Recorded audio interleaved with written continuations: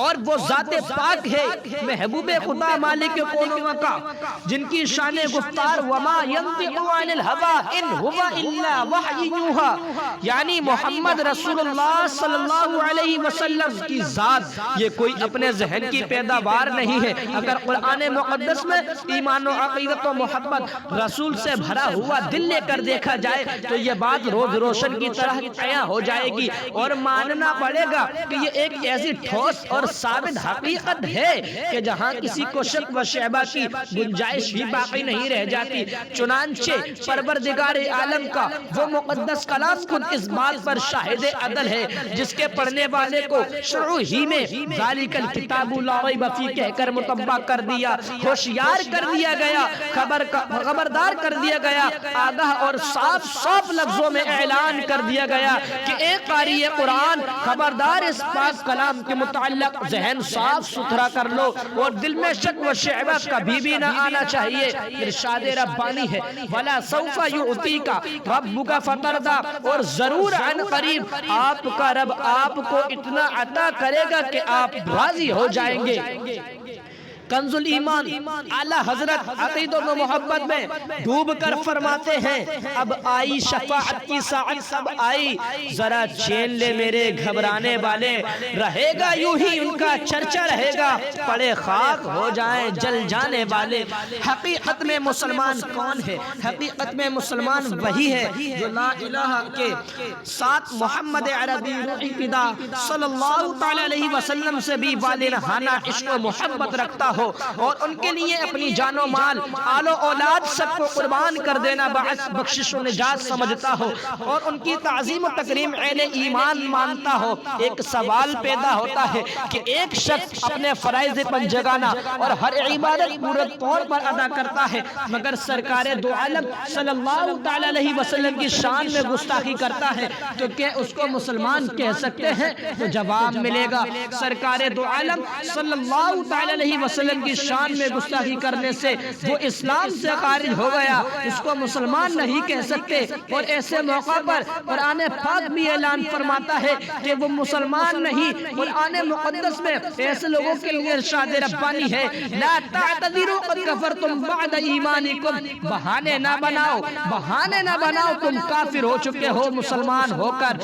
اس لیے تو سرکار اعلیٰ حضرت مجدد دین و ملت عقیدت و محبت میں ڈوب کر ارشاد فرماتے ہیں تیرا کھائے تیرے غلاموں سے الجھے ہے منکر عجب کھانے غرانے والے، تو زندہ ہے واللہ، تو زندہ ہے واللہ، میرے چشم عالم سے چھپ جانے والے۔ بہرحال آپ نے قرآن کریم کے اعلان کو سن لیا، اب ذرا سرکار دو عالم کی حدیث پاک سماعت فرمائیں وَلَوْ قَالَ لِشَاعِرِ مُحَمَّدٍ شُعَيْرَ اَيْنِ كُفْرُ اِنْ قَالَ اِنْ قَالَ بِطَرِيقِ اِحَانَ۔ حضرت امیر المؤمنین سیدنا علی مرتضی کرم اللہ وجہہ الکریم فرماتے ہیں کہ حضور صلی اللہ علیہ وسلم نے اپنے دست مبارک میں اپنے اقبال لیتے ہوئے فرمایا من اذا شعرتا من شعری فالجنت علیہ حرام۔ جامعہ صغیر جلد نمبر 2 صفحہ نمبر 145، جس نے میرے اقبال کی بے ادبی کی تو اس پر جنت حرام ہے۔ تو دوستو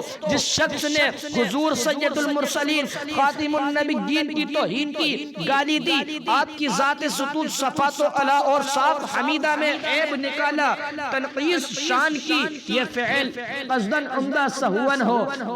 بھول چوک ہو۔ انسان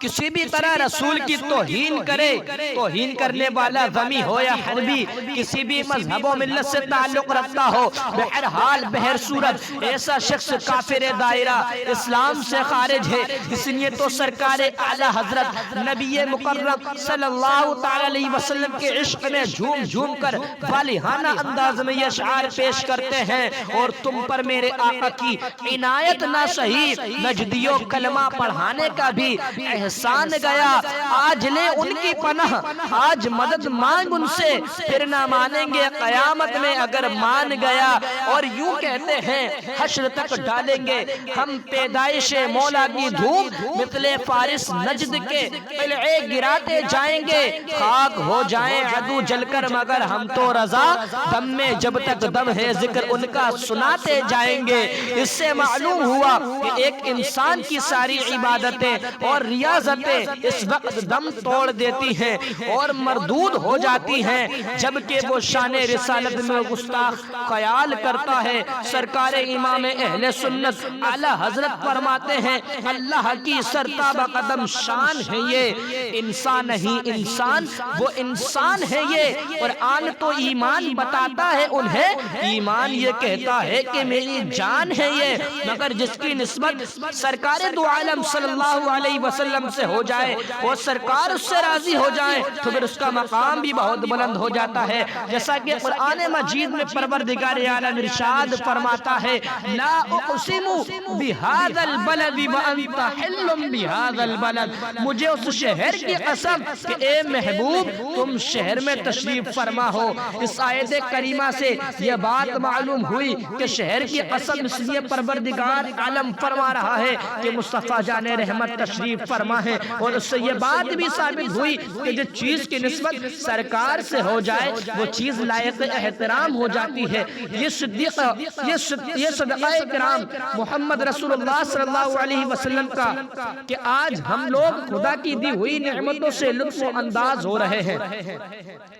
اور دن رات گناہوں میں غرق رہنے کے باوجود بھی خدا کے سے قہر عظیم سے محفوظ و مامون ہے جو اگلی امتوں پر نازل ہوا۔ اور یہی نہیں بلکہ میدان محشر میں بھی ہم گناہگاروں کو انہی کی نسبت کام آئے گی اور انہی کے صدقے طفیل میں عذاب خدا بندی سے چھٹکارا مل جائے گا۔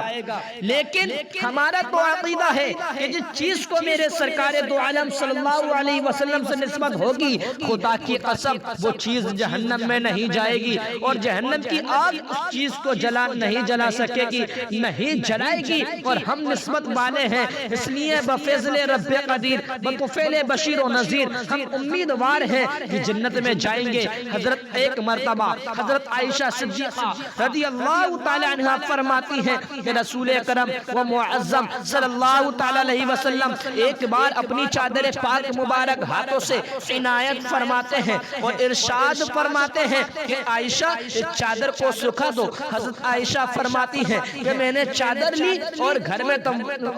تندور جل رہا تھا، میں نے سوچا آگ سے جلد سوکھ جائے گی تو میں چادر کو لے کر ٹہری رہی تھی۔ ساعتیں اور ساعین کے 1 گھنٹہ یا 2 گھنٹے اتنے میں پیارے حبیب صلی اللہ تعالی علیہ وسلم تشریف لاتے ہیں اور دریافت فرماتے ہیں کہ اے عائشہ چادر سوکھ گئی؟ تو میں نے عرض کیا یا رسول اللہ صلی اللہ تعالی علیہ وسلم گھر میں تندور جل رہا ہے، 1 گھنٹہ یا 2 گھنٹہ لے کر ٹہری رہی لیکن چادر سوکھنے میں نہ آئی۔ تو پیارے مصطفیٰ صلی اللہ علیہ وسلم مسکراتے ہیں اور ارشاد فرماتے ہیں اے عائشہ تم کو معلوم نہیں کہ نبی کے بدن سے جو کپڑا لگ جائے دنیا کی آگ کیا مجال جہنم کی آگ بھی نہیں جلا سکتی۔ حضرات آپ نے دیکھ لیا رسول گرامی صلی اللہ تعالی علیہ وسلم کی شان جب ایک کپڑے کو نسبت ہو گئی تو آگ نہ جلا سکی، تو جب انسان کو آقا دو عالم صلی اللہ علیہ وسلم سے نسبت ہو جائے تو اس شخص کو آگ کیسے جلا سکتی ہے؟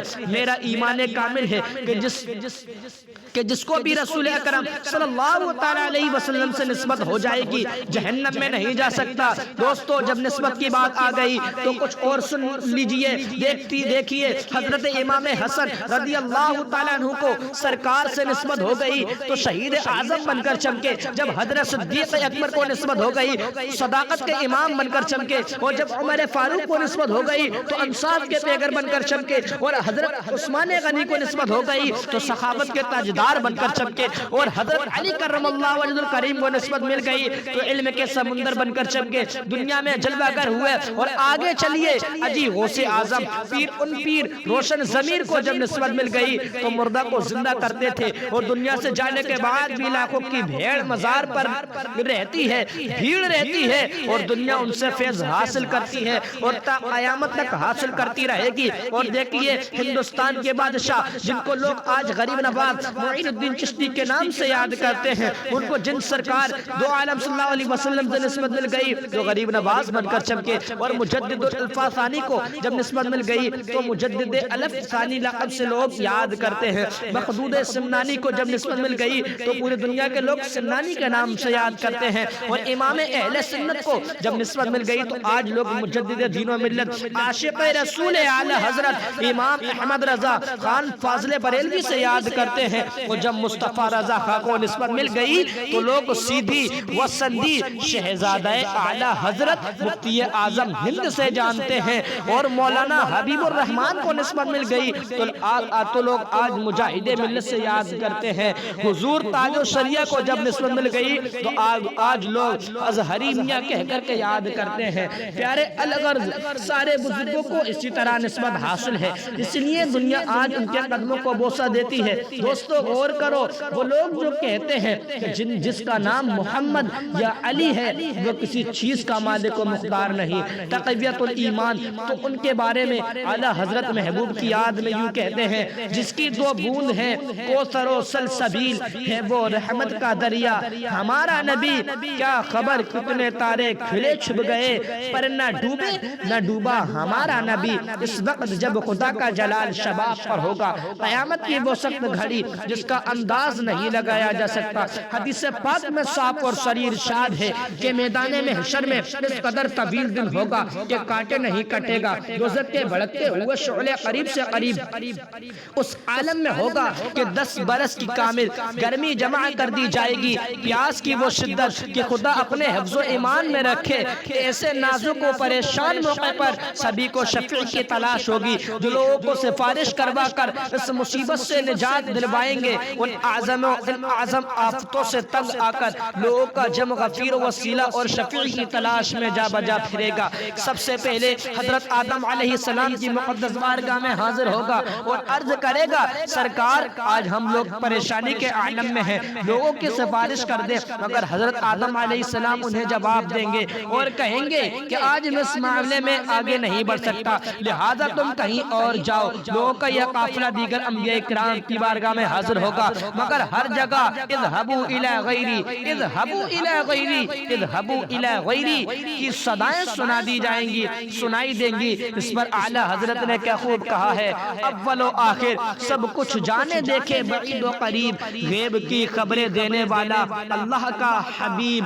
غرضی کا ہر جگہ نفسی نفسی کی صدائیں اور زہابیوں کی غیری کے الفاظ سن کر لوگوں کے دل بیٹھنے لگیں گے، نگاہیں نیچے کیے ہوئے، حالت خوف و حرص میں لرزہ ترسمہ آنکھوں میں گھبراہٹ و ندامت کے آنسو بہاتے ہوئے خیر ان پریشان ٹھوکریں کھا رہے ہوں گے۔ نا امید کے خطرناک آندھی امید کے ٹمٹماتے ہوئے چراغ جل کر چاہ رہی ہوگی کہ اچانک انالہا کی صدائیں دل نواز فضا میں گونجتی ہوں گی، کانوں کے پردے سے ٹکرائے گی، اور جب گناہگاروں کی نگاہیں انیس بے کسا چارہ دردمندہ حبیب خدا شافع روز جزا